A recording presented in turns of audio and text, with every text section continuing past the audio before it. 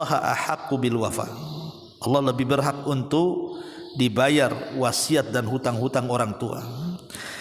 Dan banyak pembahasan ini ma'asyiral muslimin yang dimuliakan Allah Subhanahu wa taala, tapi yang jelas bahwa inilah amalan-amalan yang sangat bermanfaat untuk orang yang sudah meninggal.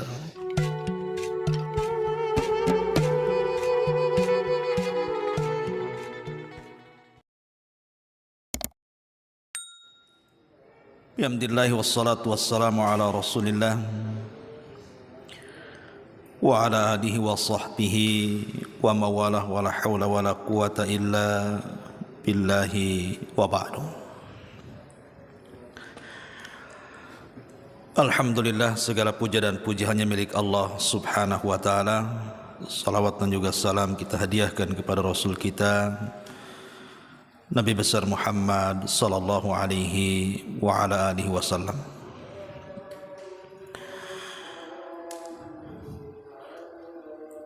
Harusnya pagi ini saya jadwalnya di Puskopkar nih sebenarnya. Cuman kondisi masih kurang fit. Kita alihkan jadwalnya di masjid di Daula Ilmi. Pembahasan di pagi hari ini kita akan membahas tentang pertanyaan yang sering ditanyakan. Apakah orang yang dikubur itu merindukan orang-orang yang dicintainya di dunia yang masih hidup?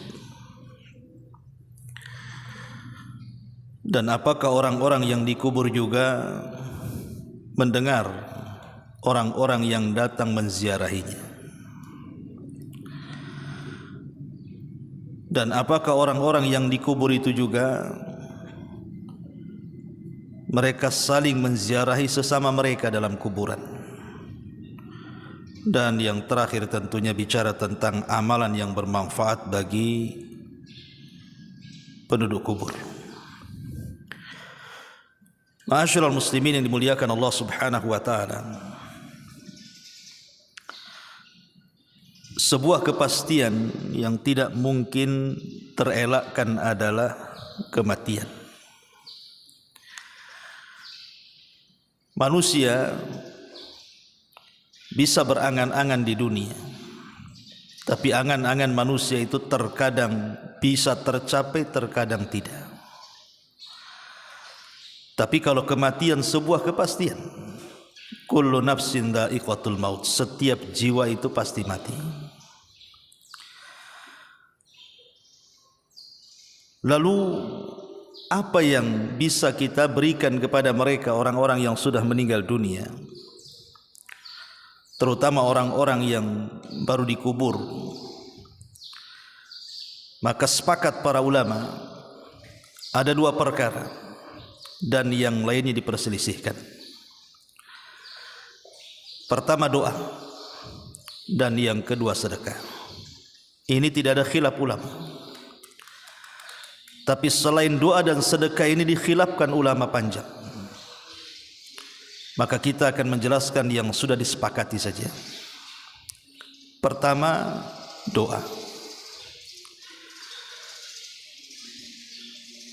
Ketika Nabi SAW merintahkan kita untuk mensalatkan jenazah,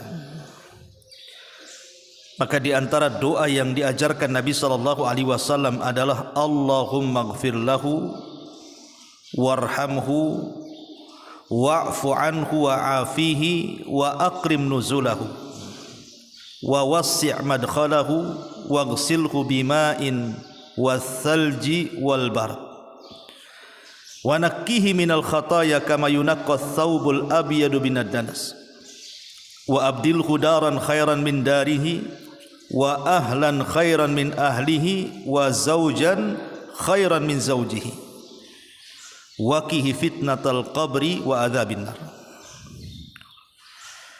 Inilah doa yang diajarkan Nabi SAW dibaca pada rakaat ketiga. Karena salat jenazah itu diawali dengan Fatihah rakaat pertama. Kemudian yang kedua salawat Ibrahimiyah. Kemudian yang ketiga pada takbir yang ketiga baru doa yang diajarkan Nabi ini. Hadis ini dikeluarkan Imam Muslim dari sahabat Auf ibn Malik al-Ashja'i radhiyallahu an. Jadi Nabi SAW mengajarkan doa kepada orang yang meninggal itu, ya Allah ampuni dia, rahmati dia, maafkan dia, muliakan tempat duduknya, luaskan kuburannya, mandikan dia dengan air, salju dan air dingin, bersihkan kesalahannya, sebagaimana baju yang kotor dibersihkan, gantikan tempat terbaik untuknya, keluarga terbaik untuknya, pasangan terbaik untuknya, dan selamatkan dia dari fitnah kubur dan azab neraka.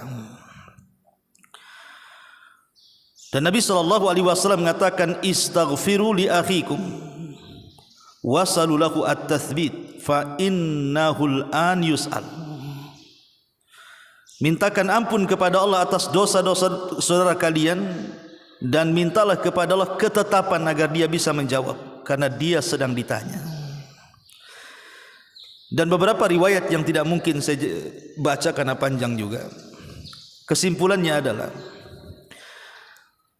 kalau seandainya kemudian kita menguburkan jenazah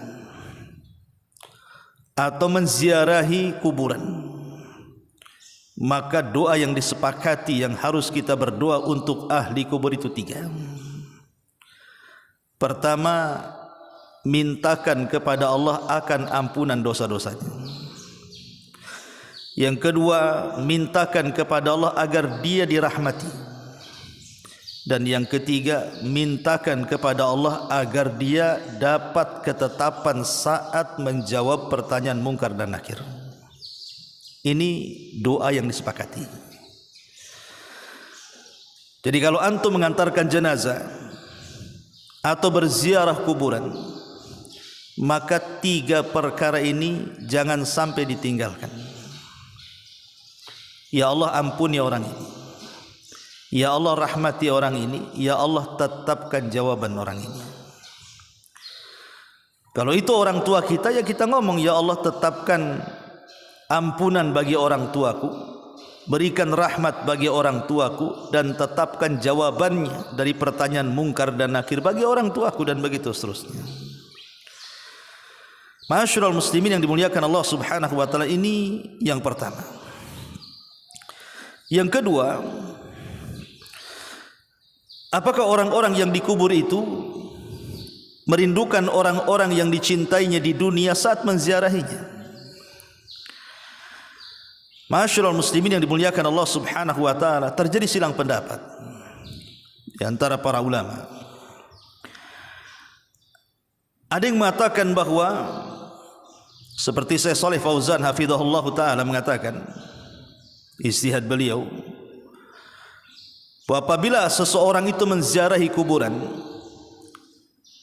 maka orang yang dikubur itu akan merasa bahagia, akan merasa senang, karena juga mereka menanti doa-doa orang yang hidup yang mengantarkan doa untuk diri mereka. Jadi mereka senang dengan doa yang dihantarkan kepada mereka, bukan karena ziarah kuburnya. Karena ziarah kubur itu bermanfaat bukan untuk si mati, tapi ziarah kubur itu bermanfaat untuk kita yang hidup. Kata Nabi SAW, kuntu nahaitukum an ziyaratil kubur fazuruha fa innaha tudzakirukumul akhirah. Kata Nabi SAW, dulu aku larang kalian ziarah kubur, sekarang ku perintahkan kalian ziarah kubur, karena dengan ziarah itu mengingatkan kalian dengan kematian. Jadi ziarah kubur itu manfaat untuk kita yang berziarah, mengingat akhirat, mengingat kematian, melembutkan hati, dan begitu seterusnya. Adapun yang dimaksud doa, itulah yang ditunggu-tunggu orang yang ada di kubur itu. Jadi para penziarah yang datang ke kuburan itu, yang ditunggu oleh mereka adalah doa. Mereka sangat senang dengan doa yang kita hantarkan kepada mereka. Doa apa ya? Doa tadi, minta kepada Allah agar Allah mengampuni dosanya, minta kepada agar Allah merahmati dirinya, dan minta kepada Allah agar dia diberikan ketetapan dalam jawabannya.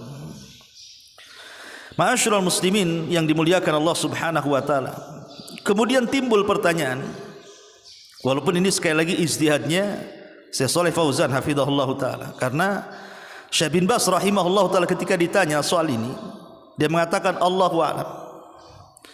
Kita tidak bisa mengatakan tidak juga mengatakan iya. Beliau tawakuf. Ini perkara gaib sampai datang dalil. Termasuk juga perkara apakah orang yang ada di kubur itu mendengar. Maka ada yang mengatakan bahwa orang yang ada di kubur itu tidak mendengar apapun yang kita bicarakan di atas kubur. Orang yang mengatakan seperti ini berpendapat dengan surah Fatir ayat 22, di mana Allah mengatakan wa ma anta bimusmi'in man fil kubur, bahwa engkau wahai Muhammad tidak mungkin memperdengarkan orang-orang yang ada di kubur. Dan juga Allah mengatakan dalam surah An-Naml ayat 80, innaka la tusmi'ul mauta, engkau tidak bisa memperdengarkan orang yang sudah mati, karena orang yang sudah mati itu terputus amalannya. Apalagi kemudian dia disibukkan dengan nikmat kubur atau azab kubur, disibukkan dengan taman-taman sorga atau hufratun min hufarin nar, lubang dari lubang-lubang neraka, sehingga mereka sibuk tidak mungkin mendengar apapun yang kita bicarakan. Tapi ada juga yang mengatakan mereka mendengar. Dalilnya adalah ketika Nabi SAW setelah perang Badar, kita tahu bahwa jasad-jasad Abu Jahal, Rabi'ah, Syaibah, Umayyah itu diletakkan di lubang yang ada di Badar. Jadi jasad-jasad itu, bangkai-bangkai Abu Jahal itu. Maka Nabi SAW tiba-tiba mengajak bicara bangkai-bangkai itu dan mengatakan, kata Nabi SAW, fa inni wajadtu ma wa'adani rabbi haqqah, sesungguhnya aku, kata Nabi, sudah mendapatkan apa yang Allah janjikan kepadaku. Fahal wajadtum ma wa'ada rabbukum haqqo, apakah kalian juga sama? Maka ketika itu Umar bin Khattab radhiyallahu anhu mengatakan, ya Rasulullah, kenapa kau bicara dengan orang mati? Katanya, mereka sudah mati, kenapa kau bicara dengan mereka? Maka Nabi SAW mengatakan, ma antum bi asma'a lima aqulu minhum walakinnahum la yastati'una an yujibu. Kalian tidak lebih mendengar dari aku kepada mereka, tapi mereka tidak sanggup menjawab. Mereka dengar tapi tidak bisa menjawab, gitu maksudnya. Dari hadis ini sebagian mengatakan orang-orang yang dikubur itu mendengar karena Rasul bicara masalahnya, cuma mereka tak bisa jawab. Tetapi sebagian ulama membantah bahwa hadis ini bukan menunjukkan orang yang ada di kubur itu mendengar, karena hadis ini bicara khususiyah Nabi, kekhususan Nabi saja. Sebagaimana ketika Nabi SAW lewat di dua kuburan yang disiksa, kemudian Nabi SAW membelah pelepah kurma, kemudian menancap di salah satu dari keduanya. Selama masih kering, kata Rasul, maka ini bisa meringankan azabnya. Ini khususnya Nabi mendengar orang yang diazab. Sama juga di sini. Adapun kemudian berdalil dengan bahwa orang-orang yang dikubur itu mendengar suara terompah, kan ada hadis yang mengatakan, Nabi SAW mengatakan, innal mayyit idza wudi'a fi qabrihi innahu la yasma'u hafqani alihim idan sarafu. Jadi si mayat itu apabila dikubur, maka mereka mendengar suara terompah orang yang mengantarnya. Sebagian mengatakan, lihat, mereka mendengar, karena Rasul mengatakan mendengar. Tapi sebagian para ulama mengatakan tidak, maksudnya di sini mendengar itu saat itu saja, saat dikubur saja mendengar. Apakah mendengar terus setiap ada orang yang ziarah kubur? Tidak, karena konteks hadis ini adalah saat penguburan. Jadi saat kemudian si mayat itu dikubur, kemudian para pelayat dan pengantar itu pulang, disitulah dia mendengar suara terompah sandal yang semakin jauh meninggalkannya. Karena tidak ada dalil yang mengatakan bahwa dia mendengar seterusnya. Ini juga bantahan bagi orang yang berpendapat bahwa si mayat itu mendengar. Kesimpulannya wallahu alam, karena ini perkara gaib, kita tidak bisa menetapkan mendengar atau tidak mendengar. Tetapi secara dalil kita hanya bisa menetapkan perkara ini lewat dalil yang sahih. Seperti mamanya ketika si mayat dihantar ke kuburan, maka kemudian mereka akan berteriak-teriak dan mengatakan, kalau dia orang baik, qaddimuni qaddimuni, segerakan aku, segerakan aku. Tapi kalau dia tidak baik, orang jahat, maka dia mengatakan, ya wailaha ila aina tadhhabuna biha, hendak kau bawa kemana aku, katanya. Artinya dia kan merasakan tuh, tapi merasakannya saat itu saja, saat ketika diantar jenazahnya. Termasuk juga mendengar suara trompa. Adapun kemudian hadis yang mengatakan apakah kemudian orang yang datang berziarah kemudian mengucapkan salam, mereka mendengar dan menjawab salam, berdalil dengan hadis Nabi SAW, fa innaha turaddu alayya ruhi hatta arudda alaihi salam. Jadi apabila kita mengucapkan salawat kepada Rasul, maka Nabi SAW akan menjawab dalam kuburannya salam yang disampaikan malaikat kepadanya. Tapi ini juga, kalaupun sahih hadis ini, kata para ulama, ini khususiyah Nabi, bukan untuk yang lainnya.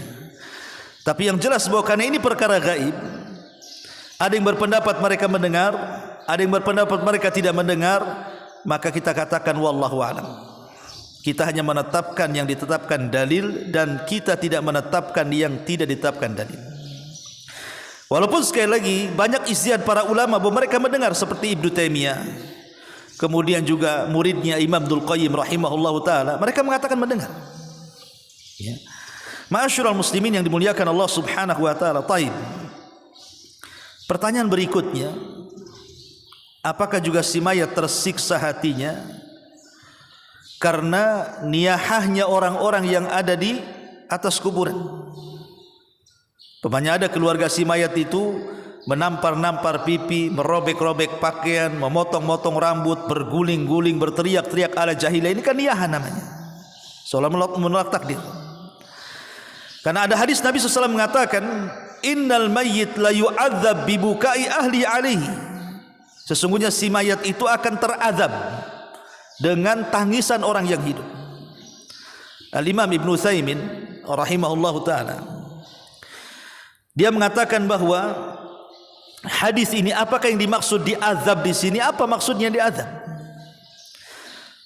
Sebagian para ulama mengatakan dia diazab karena sebelum matinya dia tidak berwasiat. Pamannya, kalau saya berwasiat kepada keluarga saya, nanti kalau saya mati jangan kalian tangisi ya. Kemudian saya mati, kemudian dia menangisi saya, maka kita tidak akan terpengaruh dengan tangisannya.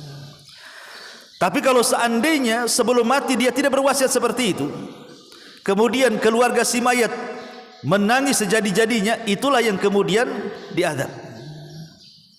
Ada sebagian ulama yang mengatakan seperti itu, karena wasiat gitu ya, tidak diberitahu duluan kalau dia mati jangan lakukan seperti itu. Tapi kata Syekh Utsaimin rahimahullahu taala, itu hanya sekedar pendapat saja. Tapi zahir hadis ini bahwa si mayat itu diazab, tapi beliau mengatakan diazab bukan berarti diazab fisiknya, bukan. Karena tidak mungkin dosa orang lain dipikul orang lain, kan begitu. Tapi yang dimaksud diazab di sini bukan azab fisik, tapi diazab di sini maksudnya hatinya itu merasa tersiksa. Seperti umpamanya seseorang yang safar.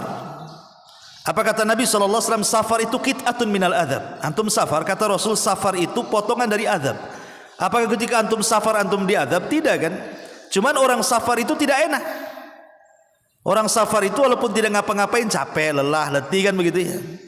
Maka yang dimaksud diadab di kuburannya karena niyah orang hidup itu bukan diadab fisik, tetapi hatinya merasa sedih.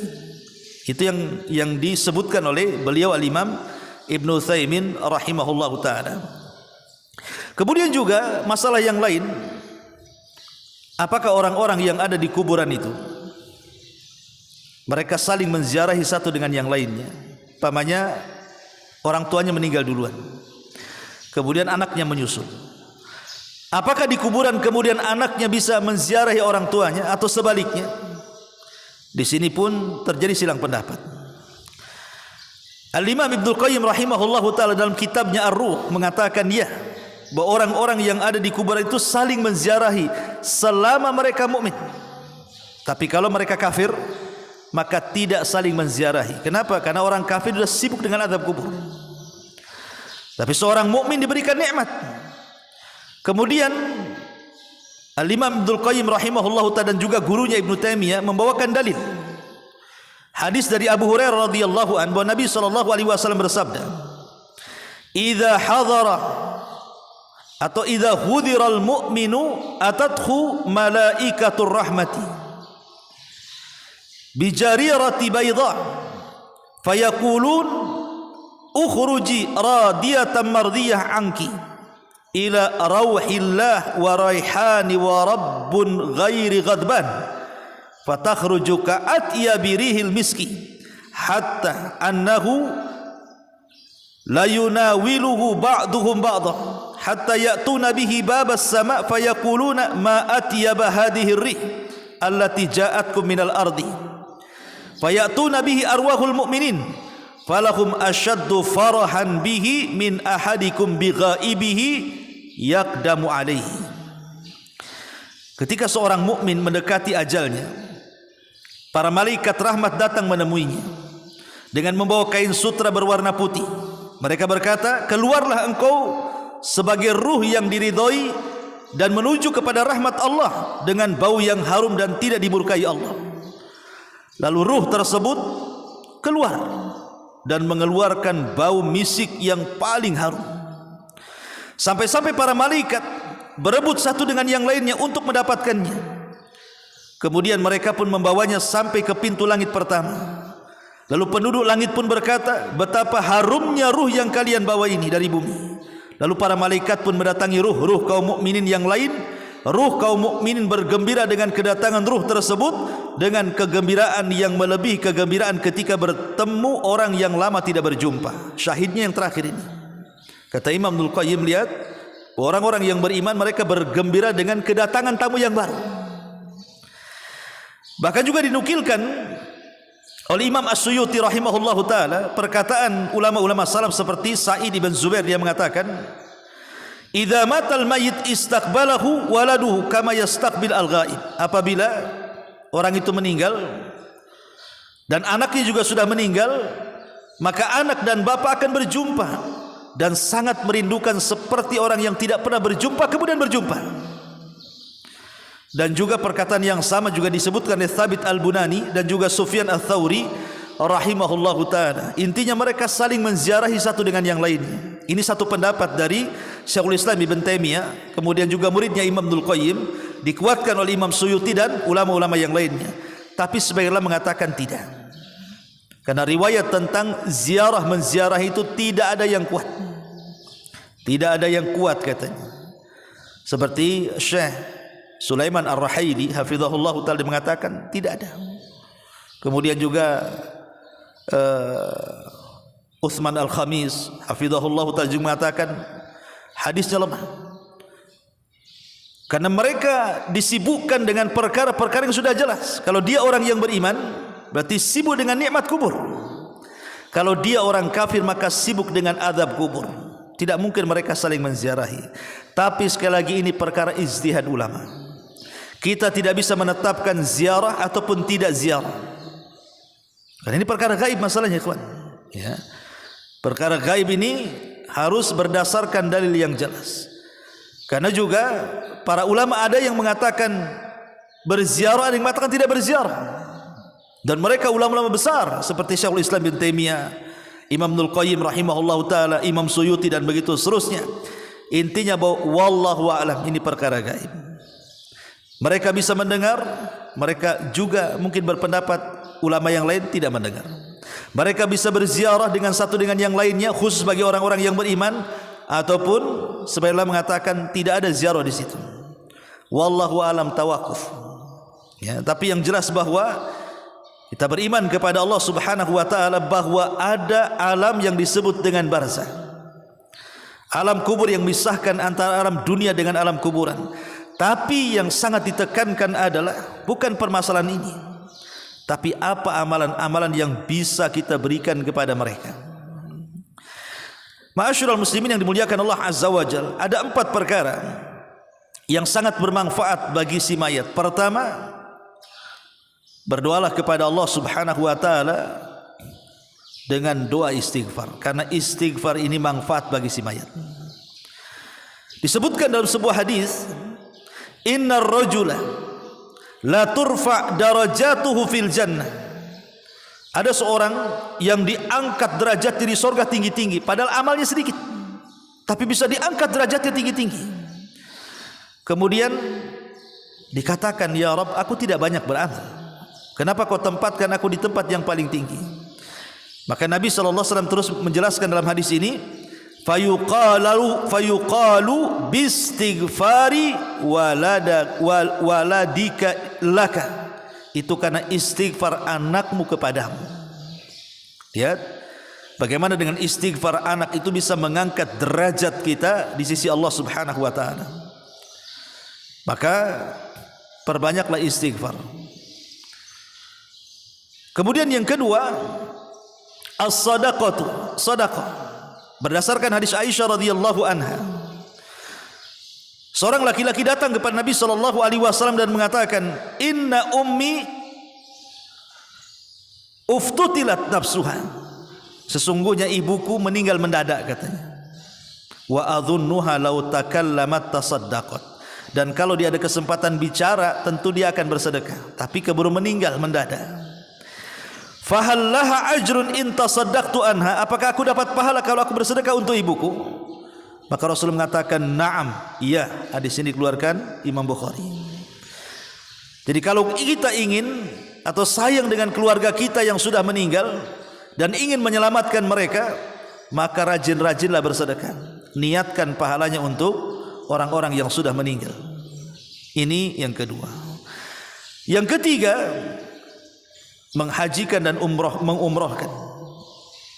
Menghajikan dan mengumrohkan setelah orang yang menghajikan dan mengumrohkan haji dan umroh, baru menghajikan dan mengumrohkan orang lain. Walaupun ini terjadi silang pendapat, ya, ada yang mengatakan tidak sampai, ada yang mengatakan sampai.